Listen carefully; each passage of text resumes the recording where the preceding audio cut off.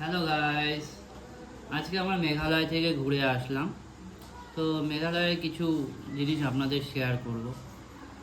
তো আমি বাইক নিয়ে গেছিলাম, আমি আমার মিসেস।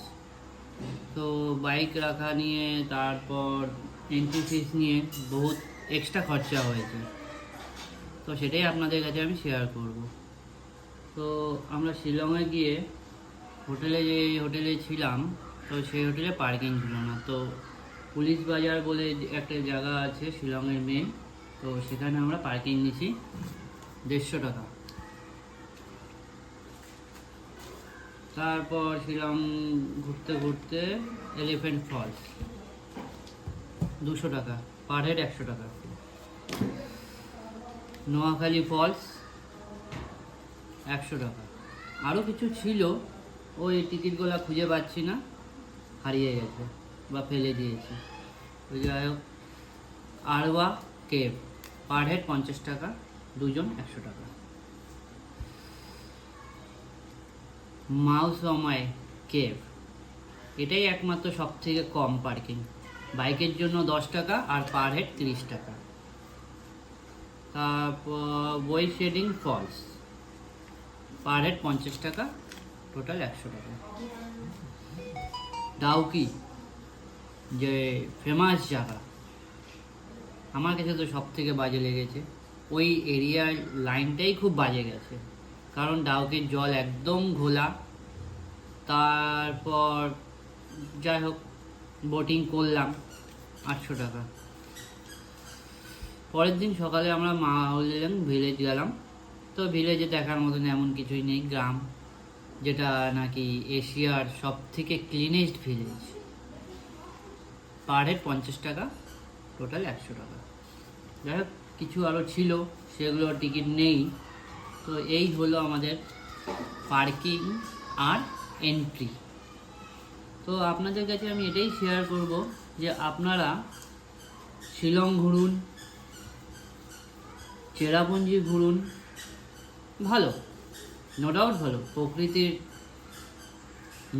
খুব সুন্দর, মেঘের দেশ বলে কথা, সেই জন্যই নাম হয়েছে মেঘালয়।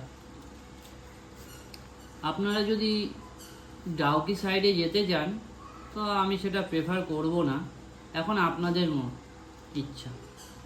আপনারা যদি ডাউকি সাইড যেতে পারেন, এমন কিছু নেই, কিন্তু আমি আমার এক্সপিরিয়েন্স শেয়ার করব। ডাউকিতে এখন রাস্তার কাজ হচ্ছে, রাস্তাটাও খুব বাজে, সেই কারণে নদীর জল ঘোলা হয়ে গেছে।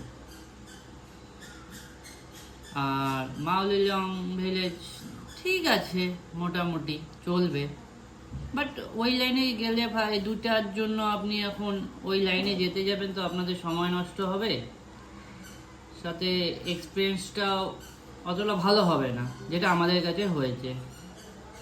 আমি যার কাছেই শুনছি যে ডাউকি সাইডে যারা গেছিল, তারা বলছে যে নট স্যাটিসফাইড, কারণ আমরা ডাউকিতে আসছি যে জন্য সেটাই পেলাম না।